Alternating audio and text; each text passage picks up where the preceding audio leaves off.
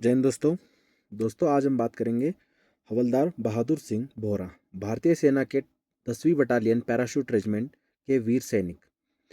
अचोक भारत का बहादुर सिंह बोहरा का जन्म पिथौरागढ़ जिले के रावलखेत गांव उत्तराखंड में हुआ था। उनका जन्म एक छोटे साधारण परिवार में हुआ था जो 3 अन्य भाई बहनों में से सबसे छोटे थे। उनके पिता गोविंद सिंह बोहरा सरकारी कर्मचारी थे। हवलदार बोहरा ने अपनी प्रारंभिक शिक्षा अपने गांव में ही प्राप्त की। सटीक उसके बाद बचपन से ही उनमें सेना में सेवा करने की इच्छा थी, इसलिए उन्होंने भारतीय सेना में भर्ती होने का निर्णय लिया। उन्होंने सेना में प्रवेश लिया और बाद में elite parachute regiment 10 para SF में शामिल हो गए।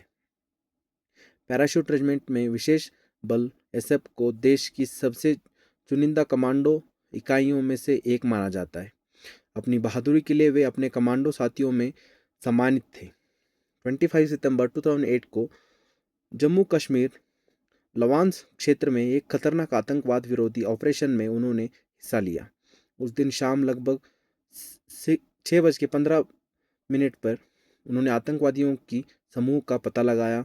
वे बिना किसी डर के आतंकवादियों की ओर बढ़े और पहले फायरिंग की। आतंकवादियों को मार गिराया। इसी दौरान वे खुद भी गोली लगने से गंभीर रूप से घायल हो गए।